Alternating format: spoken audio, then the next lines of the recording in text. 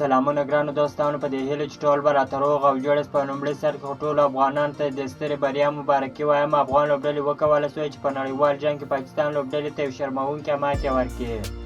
د افغانستان کرکټ ملي لوبډلې ډېره خوندوره په زړه پورې لوبه وکړله. هغه که بالینګ وو، که بیټینګ وو، که فیلډینګ وو، په درو واړو برخو کې ډېره خوندوره په زړه پورې لوبه وکړله. افغانستان په لومړي ځل پاکستان ته په نړیوال جنګ کې یو ستره ماتې ورکړه. د افغانستان کرکټ مینوال نن ډېر خوشحاله دي. د نړۍ په ګوټ ګوټ کې یو بل ته مبارکیان استوي، د دې سترې بریا مبارکي ورکوي. او داسې افغان لوبغاړي هم ډېر خوشحاله دي. مبارکي ټولو افغانانو ته ورکړې ده. یو ځل دې بیا ټولو افغانانو ته د سترې بریا مبارک وي. په نن لوبه کې افغانستان او پاکستان لوبډلې سره مخ شوې چې د پاکستان لوبډلمشر بابر اعظم د لوبې ټاس وګټي. په خپله د توپوهنې پرېکړه وکړه. په ټاکل شویو 500 اورونو کې د 7 لوبغاړو په سوځېدو سره 282 منډې جوړې کړلې. د پاکستان په توپوهنه کې بابر اعظم 4 منډې جوړ کړل، عبدالله شفیق 58 منډې جوړ کړل، افتخار احمد او شهدا خان بیا 40 منډې جوړې کړلې.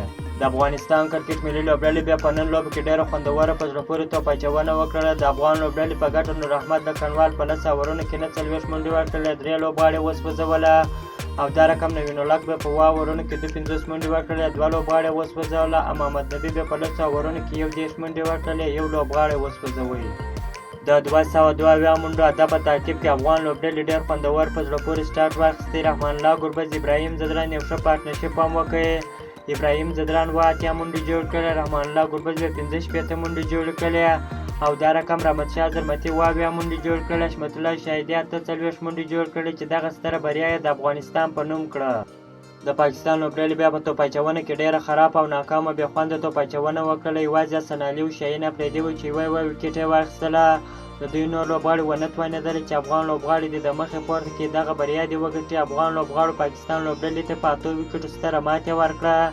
یو ځل دې بیا ټولو افغانانو ته د سترې بریا مبارکي وایم. خپل اتلان په دعاګانو کې یاد ساتئ.